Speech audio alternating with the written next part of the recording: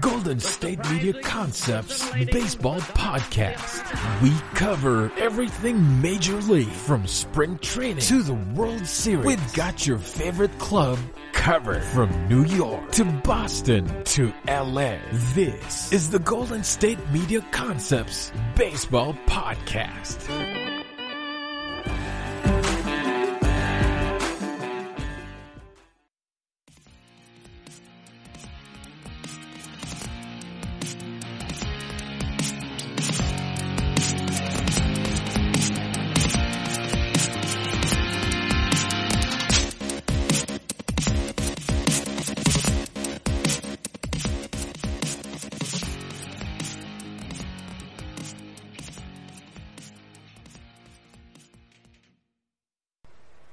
Thank you all for tuning in to the GSMC Baseball Podcast, brought to you by the GSMC Podcast Network. I am your host, Evan Worley. I hope you guys are having a great weekend out there. I hope everybody out there is being productive and checking everything off their list that they wanted to get accomplished this weekend. Maybe you wanted to accomplish nothing. Maybe you just wanted to sit back, watch some golf, watch some baseball, watch some basketball. You know, the basketball playoffs have been going, they've been insanely exciting. That is everybody except my 76ers. Everybody knows that I am a huge 76ers fan, and they are probably the worst playoff team in the bubble. So that's exciting. I mean, hopefully that they will use this as motivation to finally get a new head coach in this offseason. There is no team that has more talent yet is less motivated than the Philadelphia 76ers, and I just can't deal with it anymore. I've been a fan since 2001. This is the best team, the best chance at a championship we've had since 2001, and we have done absolutely nothing to help this team out, and it is a huge pain. But as you know, that could probably have changed. I'm recording this on a Thursday. There's about 2 hours until the NBA draft lottery, which is what I am looking forward to most today, actually. I don't know why I get sucked into the NBA draft lottery. It's all just, I'm sure the NBA knows that they're just feeding me slop at this point, and I just ingest every single thing. Maybe it's because, we didn't have sports for 4 months. But pretty much anything sports related on TV, I am just consuming at an alarming rate. But, that's what we're here for. That's why we have sports. That's why we miss sports so much. I mean, there's nothing we can really do about it. But yeah, we'll see how the draft lottery turns out. But, this is a baseball show. Let's move on to some baseball news. So we have some interesting talks going around the old trade block, because we all know, we're 2 weeks away from the Major League Baseball trade deadline, and so we've got some names circulating. It's kind of weird to determine who is actually selling and who is not, being because, it's a 16-team playoff this year. There's only about 8 guaranteed teams that are sellers right now. And, there's some teams that are selling that are, at the top of the playoff lists. They're definitely going to be a team that makes the playoffs that are going to sell, but I will get to that later. There's a lot of reoccurring names on this list that we've seen in the past that, probably aren't going to get dealt. Like, I've seen at least 3 to 4 names. There's some pretty weird names that I wasn't expecting at all to actually get dished. There's some guys that are, some prospects on the list that are buy low, sell high type of guys, and there's some other guys who are, they got really high, and, they're probably going to sell rather low, just, because the ERA is just insane. So let's start it off. We have news that the MLB threatened to suspend Trevor Bauer yesterday if he were to come out in his customized cleats. I mean, everybody heard the news about that. Rob Manfred seems to be suspending anybody not on the Houston Astros. And frankly, I don't understand. Like, I don't understand his reasoning behind it at all. Like, the whole world of sports revolves around storylines. Like, everything needs to be a story for it to be successful. Like, what are we watching for? Nobody's just watching an empty game that means nothing. There has to have meaning, and there has to be some sort of, you know, like drama or some sort of, for lack of a better words, you know, electricity around it, you know, something to really draw us in. And not only is Trevor Bauer a great pitcher, but, you know, he's also one to test the waters. He's also one to test how, you know, everybody is, what everybody's thinking and what are they, you know, what are they feeling, what are they doing. And it's like he's going to push those buttons and see how far he can take it. And the only reason he's really allowed to do that is because he is one of the most electrifying pitchers in the game. And we are finding him actually on the trade deadline, on the trade block, actually. So, coming up, number 1 on the list is Trevor Bauer. You know, Trevor Bauer, he's been sensational this year. He's got a 3-0 record with a 0.68 ERA, a 0.57 WHIP, and a 14.0 Ks per 9. He is number 1 in the MLB in ERA, like I said, with 0.68. Number 1 in WHIP with a 0.57. Number 1 in batting average against, which is sub 100. A sub 100 batting average against for Trevor Bauer. And this man finds himself on the trade block. And he's also first in K percentage with a 43.6% K percentage. I don't care what your stance is and how you don't like your buttons pushed and you don't like guys who kind of test the waters and go like, let me see how far I can get with this. Yeah, he's had his troubles in the past. You know, he launched that ball, you know, 400 feet from Terry Francona when he tried to take the ball away from him.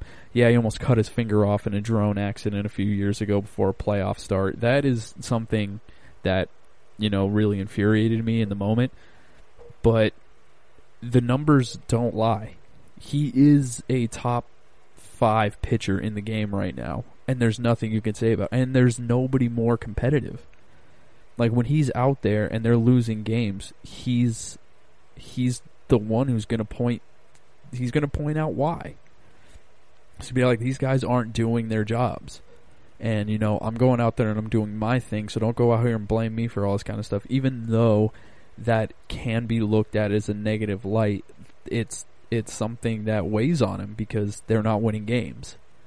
When he's going out there and putting up those type of numbers, those are Cy Young level numbers, and there's like, you know, they're what, 3rd? I think they're 4th now actually in the AL or in the NL Central. So I don't feel too crazy. You know, I don't feel too bad for the Reds. You know, I feel like they bring this on themselves. And Trevor Bauer is someone that you can definitely sell high. Like, I don't remember them giving up too much for him when they got him from Cleveland last year. And if you trade him, if you dish him on the trade block, you can get a king's ransom for Trevor Bauer right now. He's pretty much from any team in the MLB. Like, I'm sure that, you know, teams like the Atlanta Braves would probably be looking for him because their starting rotation is absolutely just beat. You know, the Yankees are always going to be players and stuff like this. You know, the Dodgers are always going to be players when it comes to, you know, big name trades on the trade deadline. There's a lot that you can get, and there's a lot of good rookies and prospects that are coming up. We'll get to that. I'm going to be talking about that, you know, a little bit later in the show. But yeah, with Trevor Bauer, it's like these guys, some of these guys you can get for a haul and a half, and Trevor Bauer is someone that definitely, if I was a team that needed, you know, a starting starting rotation piece, such as the Braves, such as the Dodgers, such as the Yankees, maybe such as the Angels. The Angels, they're not competitive this year, but if they can, be able to, get a guarantee that they can sign Trevor Bauer in free agency, I'm sure that they would do it. They would do it in a second. Moving on from Trevor Bauer, we have Matthew Boyd from the Detroit Tigers. Now, Matthew Boyd, we know, has been dangled on the free agent market multiple times. He was dangled out there last year. He's 29. He's striking out a ton of batters. He's got a 10.4 Ks per 9. He has been hit pretty hard this year. He's allowed 25 runs on 34 hits with 8 homers. But, I think the Tigers this year are more open to trading him because they've seen the type of, production that they can bring from their minor league system, especially with Casey Mize once again. I will talk about that later in the show. What an incredible start by Casey Mize. He looked amazing. He gave up that, his first inning was a little rough, and he did give up the homer to Edwin Encarnacion, but man, he looked good. But yeah, man,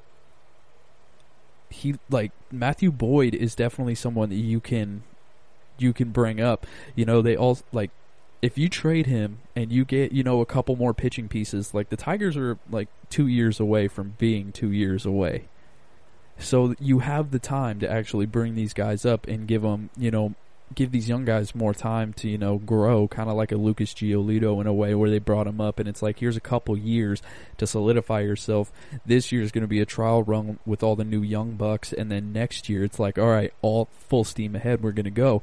The Tigers also have Matt Manning on the way, who's going to get called up, any minute now. The fact that, they also, what they brought up, Casey Mize and Tariq Skubal. So pretty much at any moment, they could have 3 prospects in the starting rotation, trade Matthew Boyd, get a couple more prospects, because you can get, realistically, for someone who's desperate, like in Atlanta, I really hope they don't make this trade, but say Atlanta, they're kind of good at fleecing, their trades, but I do feel like they are a team that could overpay for someone of a Matthew Boyd caliber. But we'll see. He's under control until 2022, so he has a couple more years. He could be like a little Stroman dish. But, I don't think he's as good as Stroman, to be completely honest. But it could be. Who knows? Moving on, here's a guy that they bought low and could sell incredibly high. Dylan Bundy. Dylan Bundy of the Los Angeles Angels. He's someone who has been a complete surprise this year. He's been fantastic starting off the year. He's got a 2.48 ERA, 0.8 whip, and a 10.5 Ks per 9. And, since it's his first season not in Baltimore, so maybe it could have been just Baltimore, and he was pulling a Verlander. He was not that great of a pitcher. He kind of lost his edge. He had a lot of hype coming out of the minor league system, and then he kind of dropped and lost a lot of buzz. He's only 27 years old, so it's not like he's, an old guy on his way out. He's just entering the prime of his career. But, he seems to be, really rejuvenated in Los Angeles and really kind of found himself as a pitcher. He was the former, number 4 overall pick in the 2011 draft. And, he's had some big moments in his career, nothing too crazy, nothing like any no-hitters or anything like that, but he's been a solid and, very productive pitcher throughout his career. It's definitely someone that the Angels could double down on. They could keep him, be like, hey, this is a solid piece for a rotation that has been incredibly rocky ever since 2015. It could be someone that they're like, okay, let's go get some prospects out of it. Knowing the Angels, they're not going to get any prospects out of it, but the fact that his name is on the trade block is rather intriguing at this point. And then a new thing, a new headline that just came out. We have Mike Clevinger. Mike Clevinger and, Zach Plesac, after they broke team protocol, they lost a lot of trust in that locker room. I forget. I think the news broke on what player it was, but I'm blanking on his name right now. He said that, you know, he wouldn't come back if they allowed Clevenger and Plesac back. You know, there's a lot of issues with that, because if Clevenger and Plesac are out 16 days, you know, the Cleveland Indians get another year control on the contract of both Clevenger and Plesac. So, and they're supposed to quarantine for 14 days. So, you know, the Indians could extend it. I'm thinking Clevenger could come out and request a trade to get out of Cleveland. Same with Plesac. You know, they're two of the best pitchers that they have, and they would be instantly the two hottest names on the trade market, not named Trevor Bauer at this point, because, you know, you can never have too much pitching. That's never, ever been an issue. Like, no one's looked at a pitching staff that was too good and went like, oh God, what are we going to do with this? You know, you're not looking at a football team or a basketball team where people got to get their touches. Like, everybody's going to be able to hit the mound every 5th or 6th day. And, you know, with Mike Clevenger and Zach Plesac, you know, if they have to dish them, they would definitely get a major haul. They could probably get an MLB-ready player and about 3 to 4 prospects for both of those guys. So I don't think it would be missing much in the long run. But right now, you know, they're still contending. You know, they still got Jose Ramirez. They still got, you know, Carlos Santana, Frankie Lindor, Roberto Perez. Even though he's injured, they just optioned Oscar Mercado. But I haven't given up on him yet. I think he's going to be a really good player one day. And, you know, Franmil Reyes, you know, they have a good team that's ready to compete, and it's weird to see that Mike Clevenger and Zach Plesac are on the trading block, but that's just the way it goes.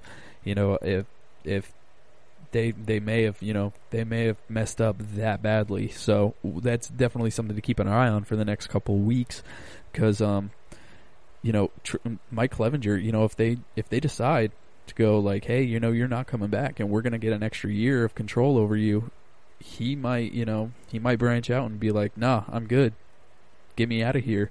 And then it would probably be I would think he would get more buzz surrounding him on the trade block than Trevor Bauer would, just because he has the same capability of being that type of pitcher without all the, you know, the off the field antics.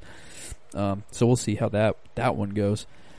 Nextly, we have another name that's been, you know, dangled around the trade block left and right. It's Kyle Seager.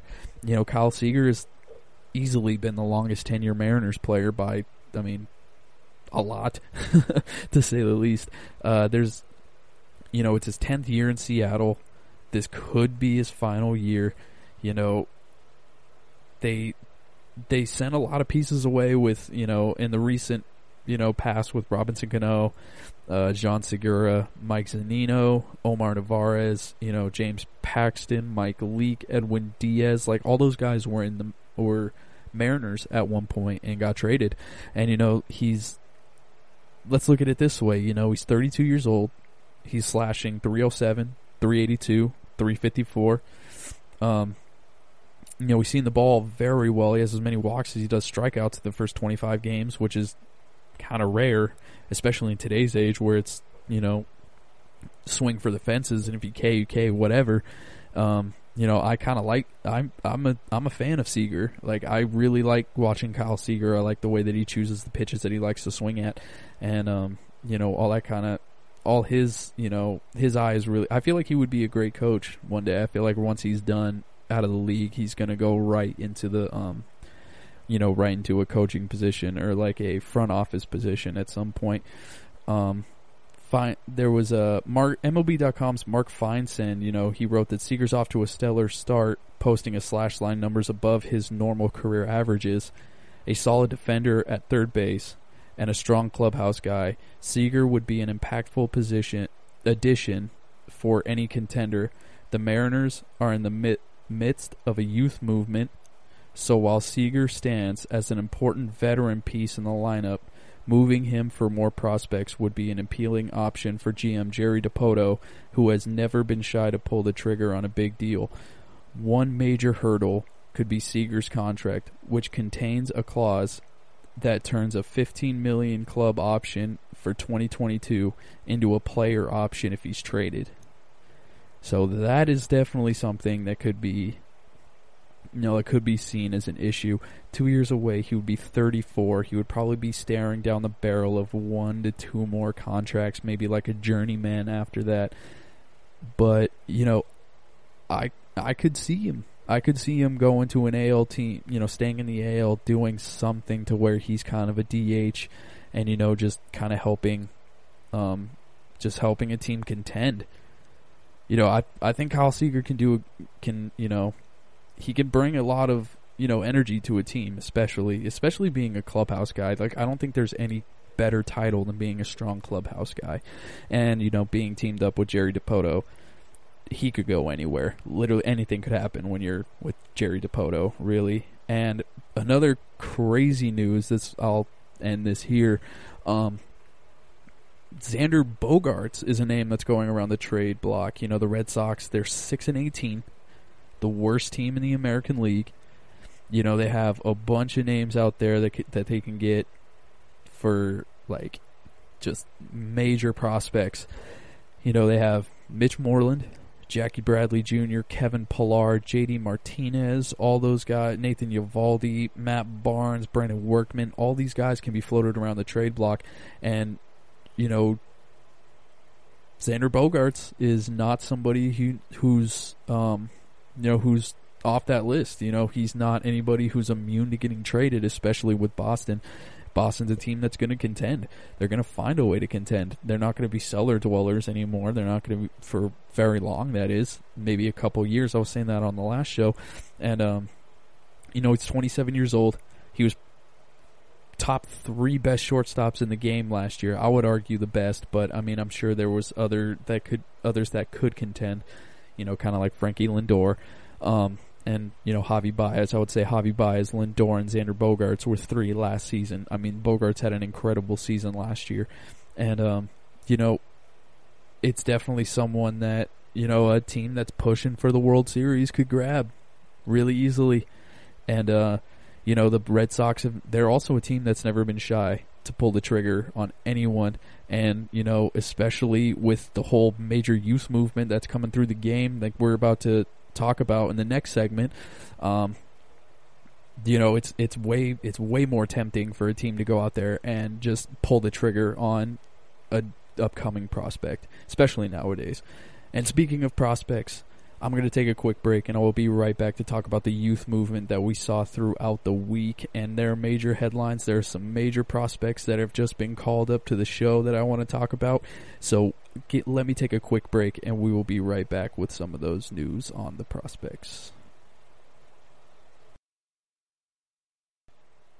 This is your ultimate stop for everything sports. The Golden State Media Concepts Sports Podcast. Should I say more? From the NFL, MLB, the NBA to MMA, it's all in here. The Golden State Media Concepts Sports Podcast. Listen now.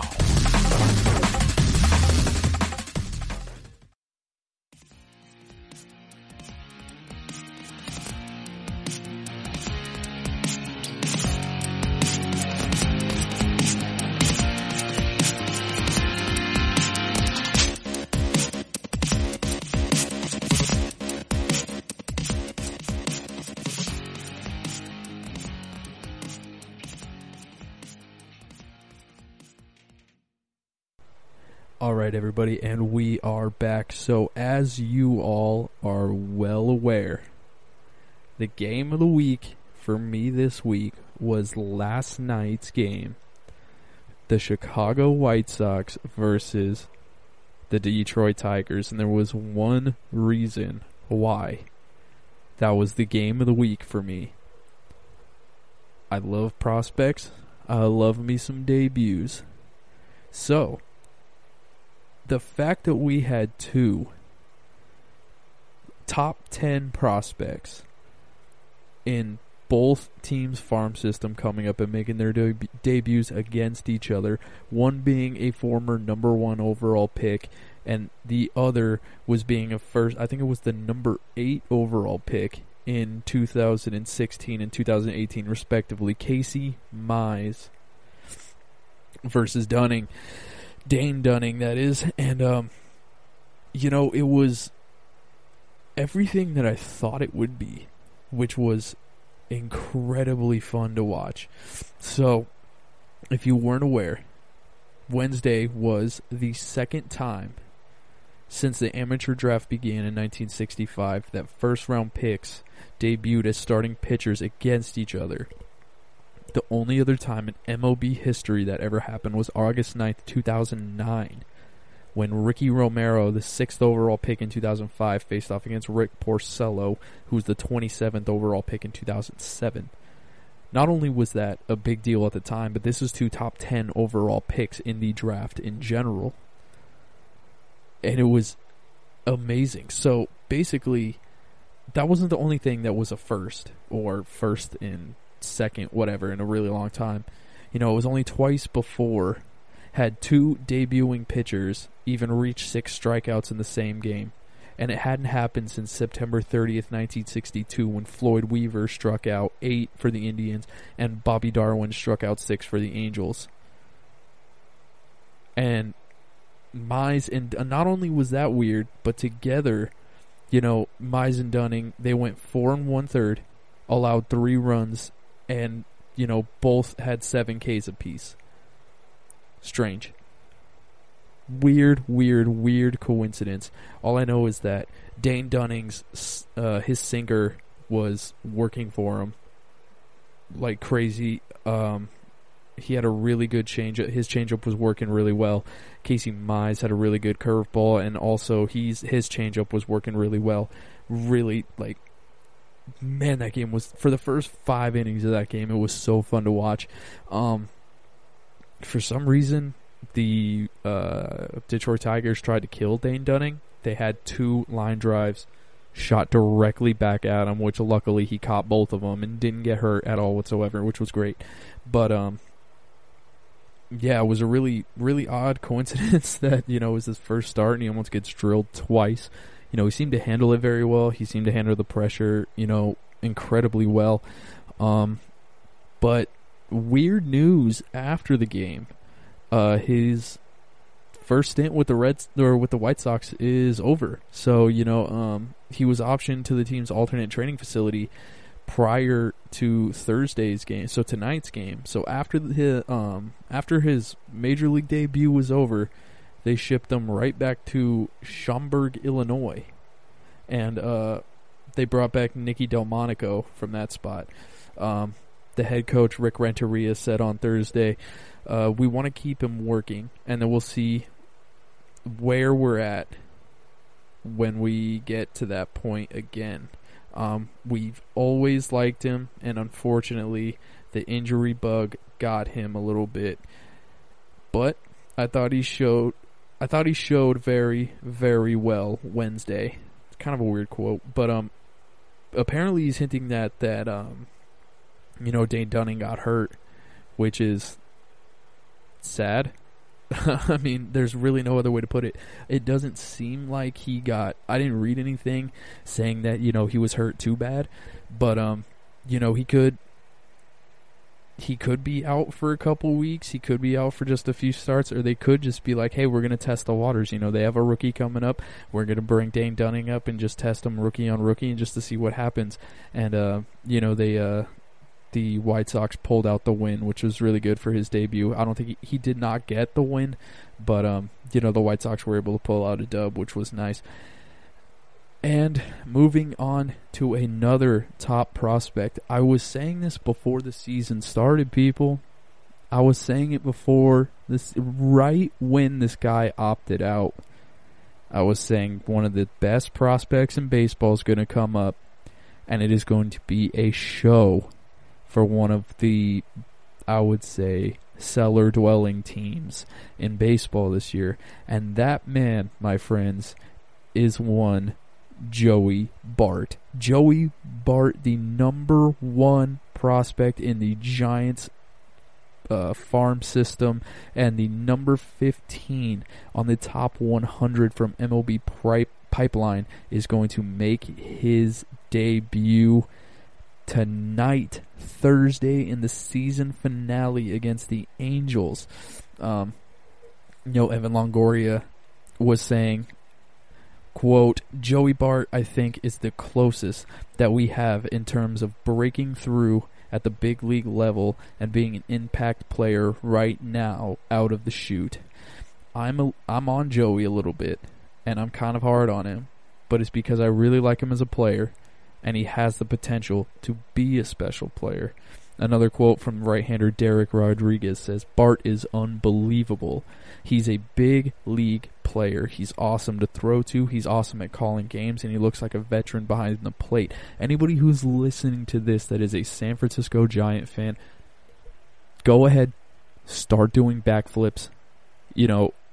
Give it a couple years. Start doing it's an even year. It's our year all over again, because you have one of the best catchers in the league coming up right now. Buster Posey's going to leave, and then you're going to have a number one game caller in the league, probably up there with, let's say, I don't know how many more years Yachty's going to play. That dude's probably going to play till he's about 45 with the way that he looks right now. And then you got Wilson Contreras. I'm a huge William Contreras fan, obviously, as you know, being a Braves guy, completely unbiased, but I think he's going to be a great catcher in the league. And now you got Joey Bart behind the plate calling games. It's going to be insane. Everybody knows that he was the second pick in the 2018 draft, so not only did we get the first overall pick in the 2018 draft, but we got the number 2 prospect playing in today's game. It's going to be insane. He obviously was viewed as the heir apparent to catcher Buster Posey. He elected not to play, and this also opens up the fact for Buster Posey to, kind of extend his career a little bit if he were to play first base, or maybe move to, maybe move to third base. Maybe he picks up third base a little bit and just picks it at the hot corner. He still has an incredible arm. It might be a little bit of a stretch to do that, but we'll see. Maybe he moves to the outfield. Maybe pulls Bryce Harper and goes from a primary catcher to an outfielder. People forget that Bryce Harper came up as a catcher mostly, but it's gonna be weird. Maybe if the universal DH sticks around, you got more years of a 300 hitter. Obviously the power isn't really there for Buster Posey anymore, but I mean, if you get a 300 hitter chilling at the designated hitter spot, elongating his career to another, that would probably give him about 6 years, 6 maybe 7. And that is definitely music to Giants fans' ears, because if he's able to extend his career, then you get one of the best catchers, probably the catcher of the decade, arguably of the 2010s, to teach Joey Bart, who's already an incredible prospect. We knew that at the draft already. And then lastly, I am going to close it with another prospect who's been up. He's had a few games under his belt already, but it's Jesus Luzardo from the Oakland Athletics. He's had 4 days, to chill after the worst outing of his career against the Giants last Friday, where he gave up 6 runs and was hit. He was bashed against the Giants. He had 6 balls that were hit over 100 miles per hour off the bat. And he was on a mission this week to bounce back. He just threw a game against the Diamondbacks where he threw 6 1/3 scoreless innings in a 4-1 win. He snapped the Oakland's massive, and I mean absolutely massive, 2-game losing streak. The A's are in first place of the AL West by 2.5 games over the Houston Astros. So, still, I joke, but every game still counts for Oakland. They've won 14 of their last 18 games. And, with their number 1 overall prospect, if he comes out and he goes, if he starts throwing well, it's watch out for the rest of the league. The league's the A's are just running rampant all over everybody. He's had a lot of struggle pitching late in the games, and the main reason to that is he's had a few arm injuries over the years, and it's led to the coaches being real sticklers about his pitch count. You can't have, your number 1 overall prospect out there throwing a ton of games and wearing out his arm before he even gets to the bigs. He says he's feeling completely healthy, but it's one of those things where, you have to look over him and look over him and look over him all the time. He was quoted as saying, I wanted to get the ball the next day after my last start. Having to sit back and see what I did and know what my plan had to be moving forward in my next start, I feel like I worked with it well. Now I know what I need to do. So who knows, this may be the turning point for Jesus Luzardo. He's going to go, I think he's going to go out there and he will be a Cy Young contender. I would give it about 3 years. I would say 3 years and he would be, towards the top in the Cy Young voting. And I'm going to end it with, I said I was going to end it with Jesus Luzardo, but I missed out on this guy. The Diamondbacks are calling up their outfielder, Christian Robinson. He's 19. They didn't call him up to the show. They got him in his alternative training site in Salt River Fields in Scottsdale, Arizona. So he's not at the show yet. But he's a 19-year-old. He can hit to all fields. They signed him to a $2.5 million as an international prospect out of the Bahamas in 2017. He was the youngest player in his Class A Midwest League, and he could spray the ball all over the field. He's not just a pull hitter. He's not just a raw power guy. He looks like he's projecting to be a corner outfielder, kind of left field, right. I think he was going to be a right left fielder, actually, because I don't think he hasn't shown the arm strength to be able to go into right field. But, just being able to put the ball to all sides of the field, especially in today's game, is definitely, I feel, like a lost art. I love those kind of guys who are able, take an outside pitch, I don't know, it doesn't say where he bats, but just say if he's a left-hander, if he comes in and, he takes a outside pitch to left field, just be able to slap it down the line, slap it through the 5-6 hole, just get on base, make something happen. Like, not every ball has to go over the wall in today's game. And, I think we're missing a lot of those type of hitters in today's game. And, it puts a lot more pressure on the pitchers. And speaking of pitchers, I'm going to take a break and I will be right back with the new updated power rankings of the starting pitchers in the game. I will be going over that in just a minute. I will be right back. Give me 1 second. Tired of searching the vast jungle of podcasts? Now listen close and hear this out.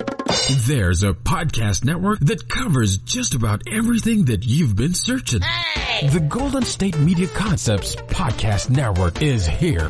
Nothing less than a podcast bliss with endless hours of podcast coverage. From news, sports, music, fashion, cooking, entertainment, fantasy, football, and so much more. So stop lurking around and go straight out to the Golden State Media Concepts Podcast Network. Guaranteed to fill that podcast itch. Whatever it may be. Visit us at www.gsmcpodcast.com. Follow us on Facebook and Twitter, and download us on iTunes, SoundCloud, and Google Play.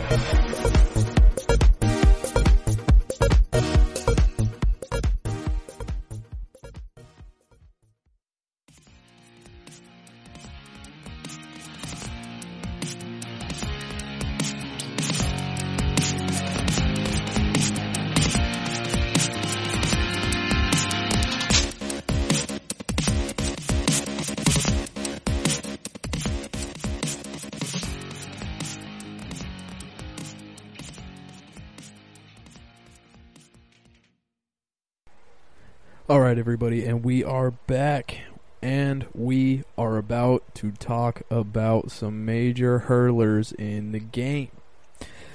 So, MLB.com just released their top 10 power rankings for, for their starting pitchers this season.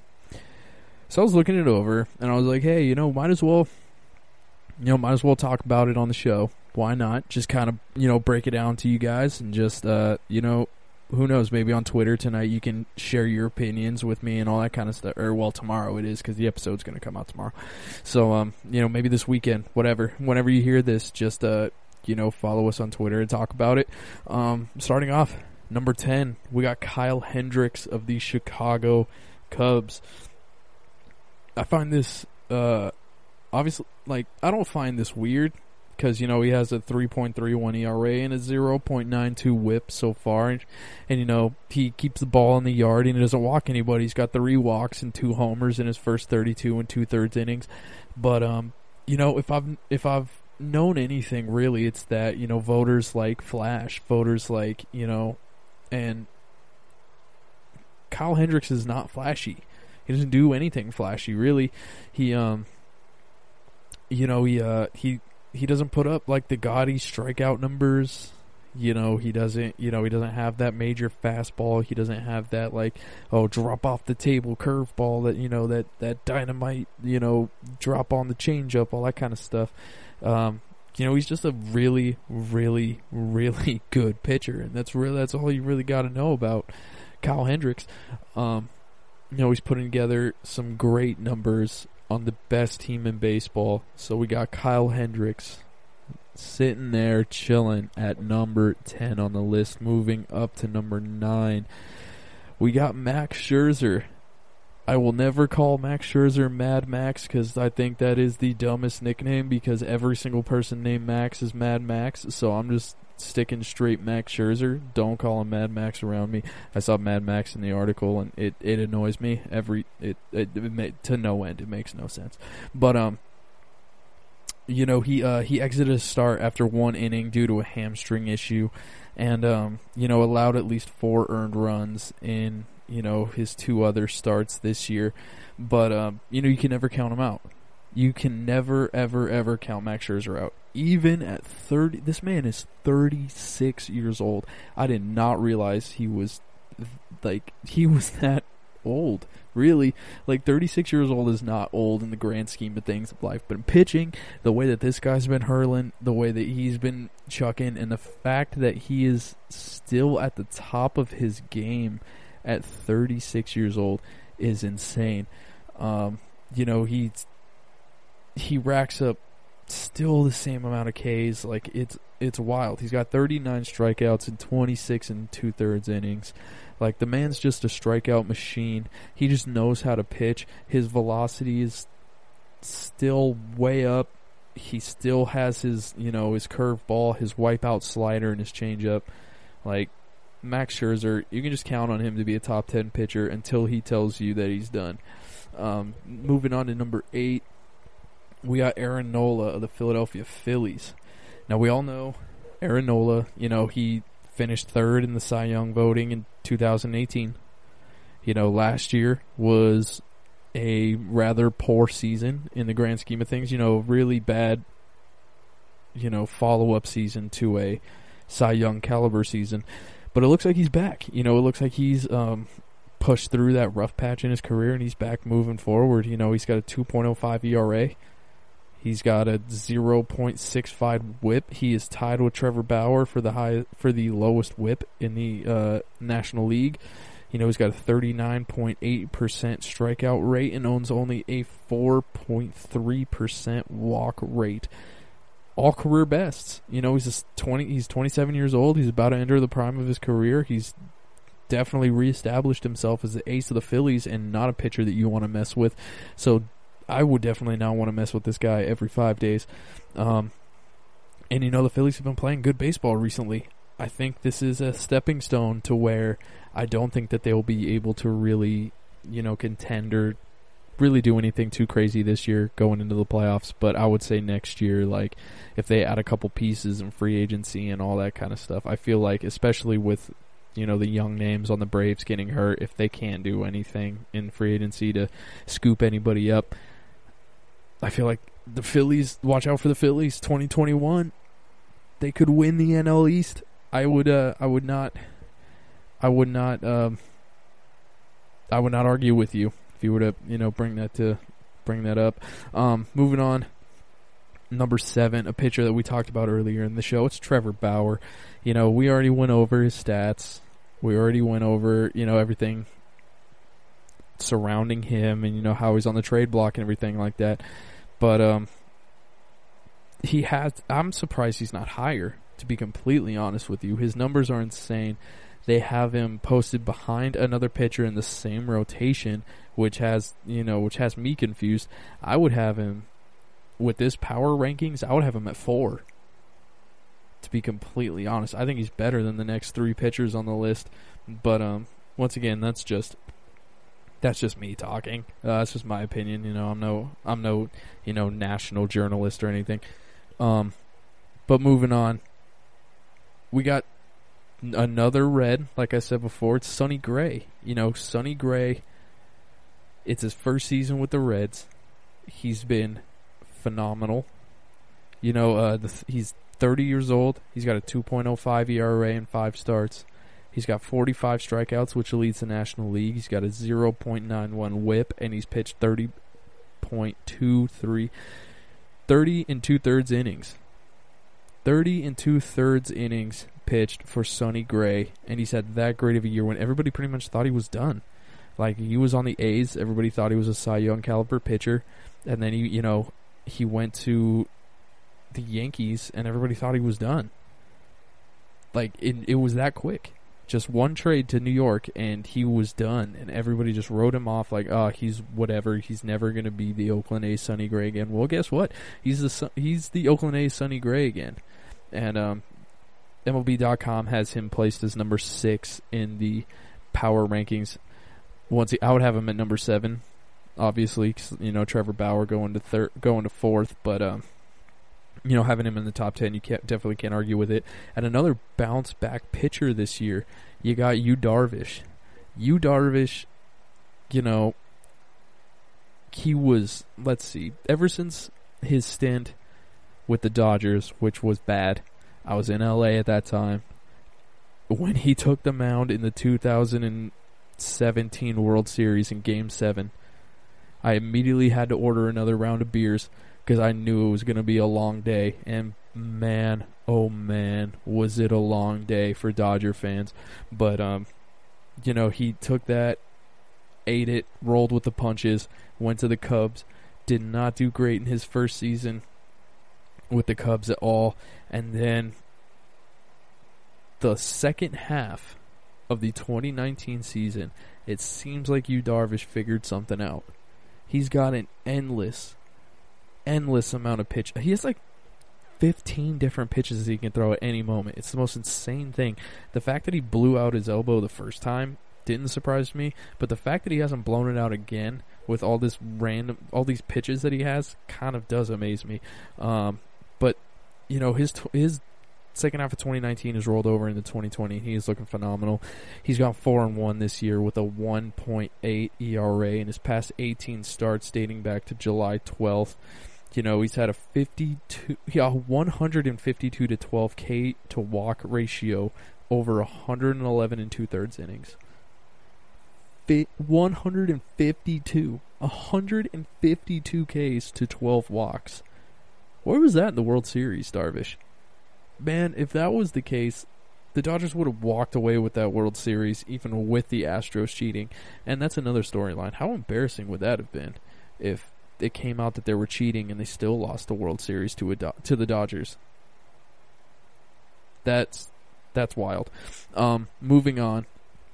At number 4, we got Lance Lynn. Lance Lynn, it's wild that he's pitched so well this year, because he's got 3 different fastballs.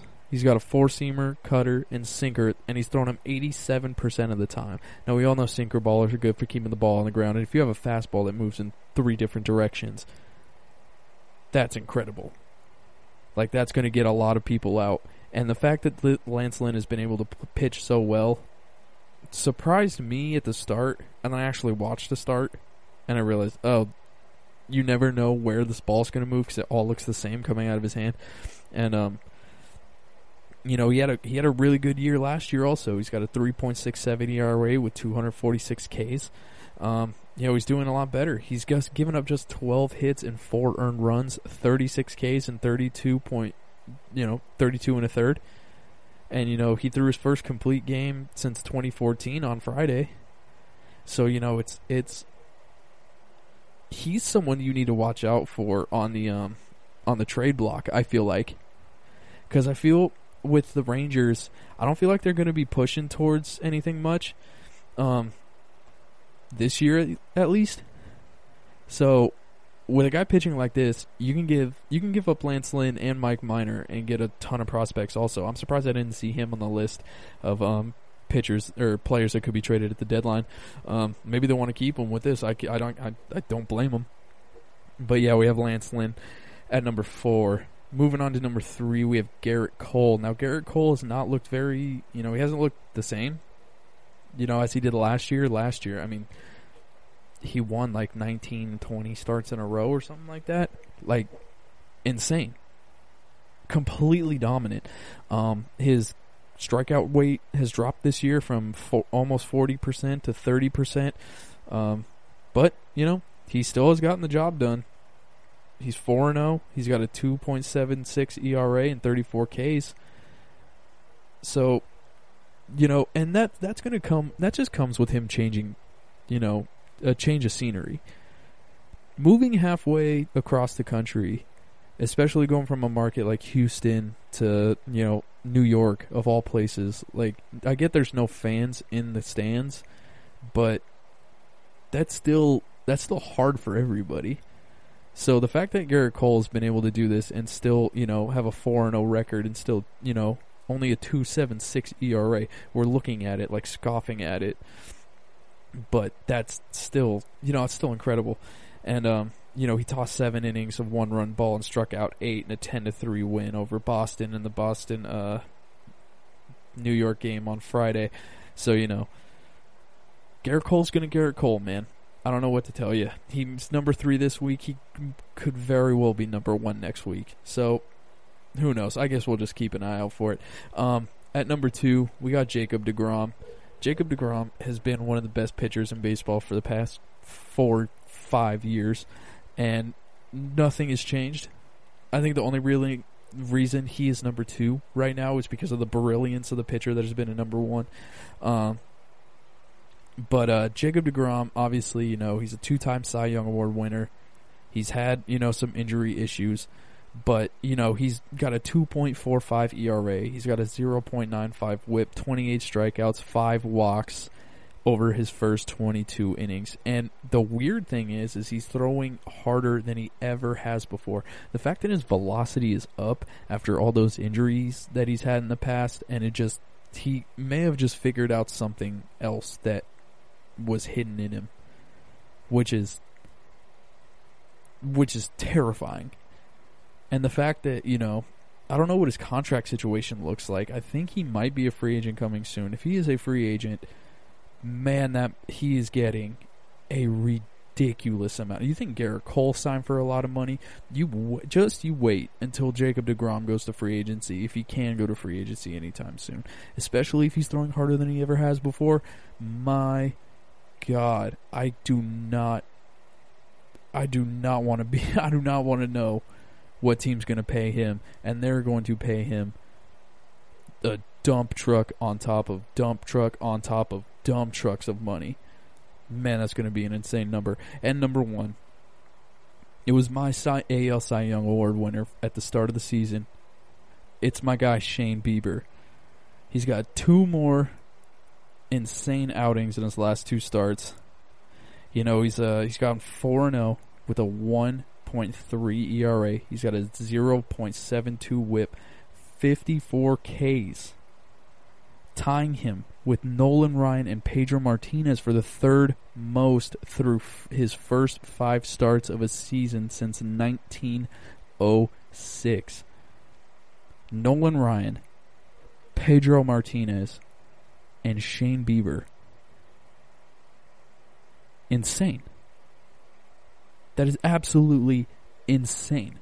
Not only that, he's got only 6 walks in 34 2/3 innings this season. He leads or holds a share in the lead in wins, innings, Ks, and Ks per 9. And obviously, on top of that, he's thrown a quality start in all 5 of his appearances this year. There's no stopping Shane Bieber. Write him in for Cy Young. And if, the Cleveland Indians somehow take the AL Central, write this man in for MVP. Write him in.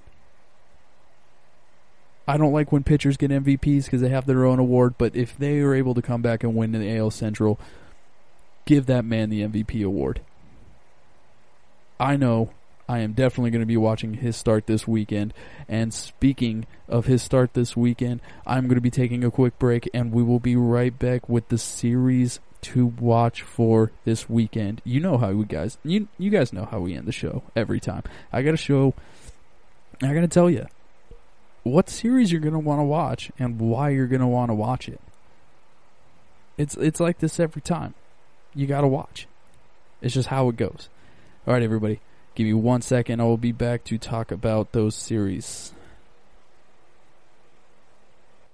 Want to know the latest in soccer? Then listen to the Golden State Media Concepts Soccer Podcast. From MLS, the World Cup, and the Premier League, we've got you covered. The latest updates, the hottest matches, and news on the league's top players. It's the Golden State Media Concepts Soccer Podcast. David Beckham scores the goal to take England all the way to the World Cup finals. Listen now.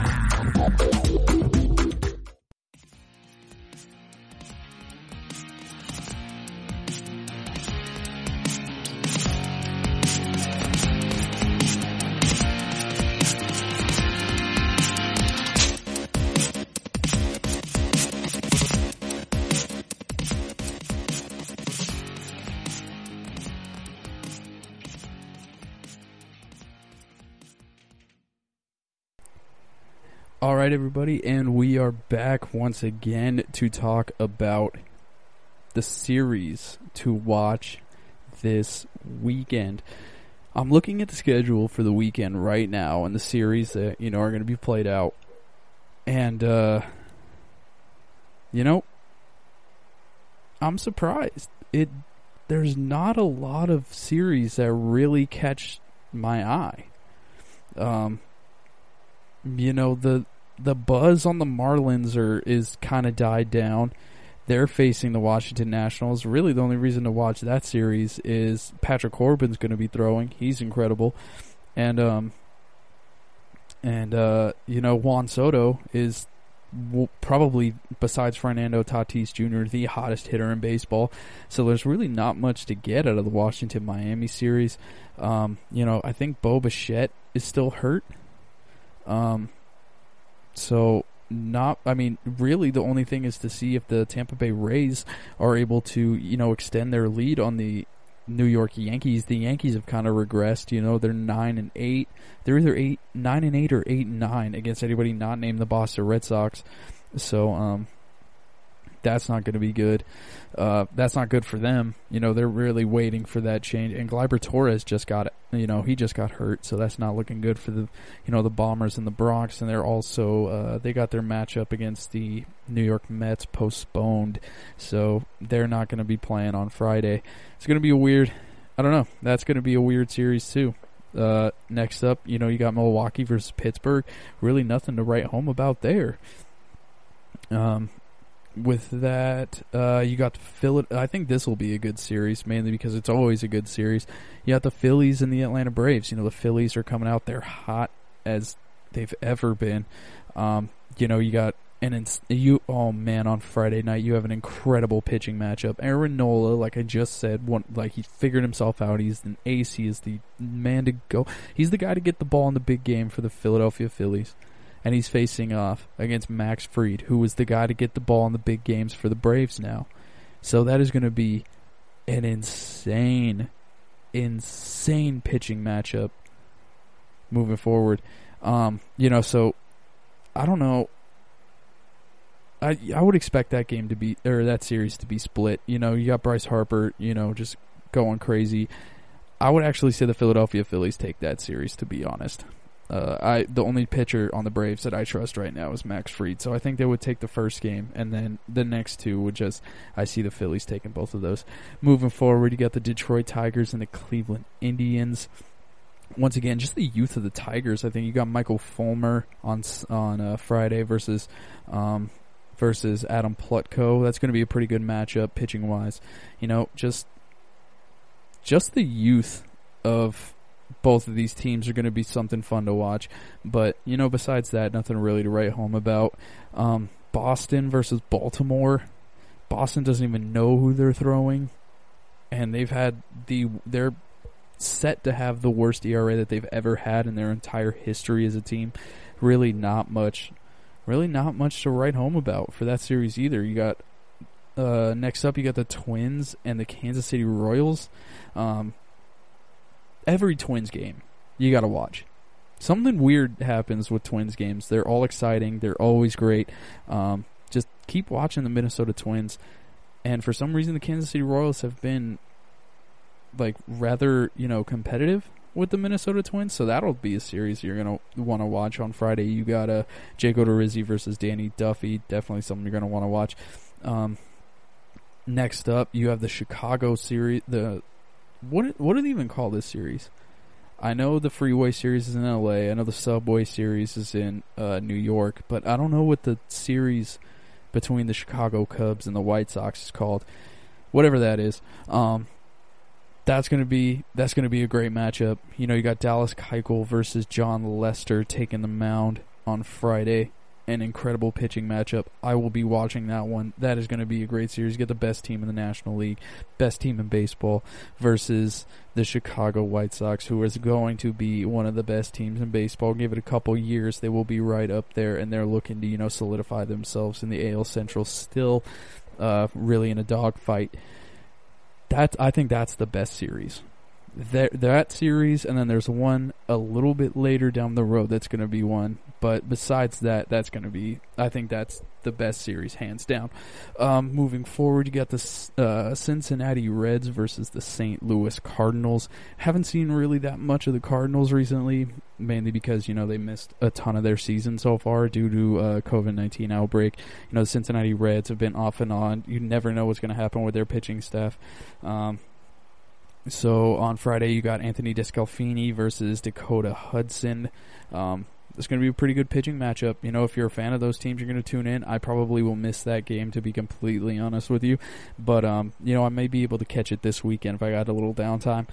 Next up, you got the Houston Astros and the San Diego Padres. This is a series that I will be watching, hands down. The Padres are fighting to get back into the NL West. You have Fernando Tatis, who is the hottest hitter in baseball. They seem to just only love hitting grand slams. There's been more grand slams this year in 25 games for each team than ever before, than I can ever imagine. Don't quote me on that. But it just feels like there's been so much more. I feel like there's a grand slam a day or every 2 days. It's absolutely bananas. But you got Lance McCullers versus Garrett Richards. That's going to be a hell of a game to watch. I will be tuning in. I will have my popcorn ready. And boy, oh boy, will I be ready. Next up, a series you can miss. The next most hated team in baseball, the Texas Rangers versus Seattle Mariners. I've never seen a team go from no one cared about, really, to the most hated so quickly. Like, the Texas Rangers, their coach was just, after his Fernando Tatis Jr.'s comments, the Rangers just became the most hated team, but not named the Astros. Like, Texas is just a bad place for baseball. All the hate is just pointed at Texas, and it's really weird right now. But, yeah, I will be, safe to say, I will be missing this game. And this is the second best series that I wanted to talk about. It's the Colorado Rockies and the Los Angeles Dodgers. You got John Gray versus Walker Buehler. The Dodgers, they're hot. They're back doing what they do as the Dodgers. Mookie Betts is he's on fire. It looks like Cody Bellinger has figured out what he was doing wrong, and he's back just crushing the ball left and right. You got the Colorado Rockies, who are doing Colorado Rocky things. They have great pitching this year. Marquez is good. You got John Gray, who's really good. Kyle Freeland is back pitching really well. It's going to be a great series for the Colorado Rockies. So that is definitely a series that you should be tuning into. The next two, once again, really nothing to write home about. You got the Angels and the Oakland A's. The Oakland A's, they're fun because, any game could end in a walk-off. You never really know. And the Angels, they play the Oakland A's rather well, actually. I don't know why the Oakland A's are, a team that they target and play really well, but it looks like they always do. And so, if you're up late night, especially if you're on the East Coast, if you're up late night and you want to turn a ball game on, they're at the exact same time. If you have MLB TV, just put it on the split screen. That's the best part about MLB TV. You can play 2 games at once, and what's better than both on the West Coast with the Colorado Dodgers matchup and the Angels Oakland matchup. And this is really only a series that you're going to want to watch if you want to see the youth of Joey Bart. You got the Arizona Diamondbacks and the San Francisco Giants. Really nothing to write home about here besides Joey Bart. I will be tuning into this just because I want to see that guy. I don't know why I'm watching the Giants. I have always been a Giants hater, but man, I am excited to watch Giants games, and it feels really, really weird to say that. All right, everybody, and I just want to end it like that. That is our show. I will be back on Tuesday of next week. Be sure to enjoy your weekend, enjoy your families, and be sure to enjoy baseball. You can follow me on Instagram at EvanWorley23. You can play me in Tap Baseball. Nickname is EvanWorley23. And I would like to thank you for listening to the GSMC Baseball Podcast, brought to you by the GSMC Podcast Network. I would like to ask you to please remember to subscribe to the show and write a nice review. That really helps us. And if you could please follow us on Facebook, Twitter, and Instagram. Thank you all, and have a great weekend. You've been listening to the Golden State Media Concepts Baseball Podcast, part of the Golden State Media Concepts Podcast Network. You can find this show and others like it at www.gsmcpodcast.com. Download our podcast on iTunes, Stitcher, SoundCloud, and Google Play. Just type in GSMC to find all the shows from the Golden State Media Concepts Podcast Network, from movies to music, from sports to entertainment, and even weird news. You can also follow us on Twitter and on Facebook. Thank you, and we hope you have enjoyed today's program.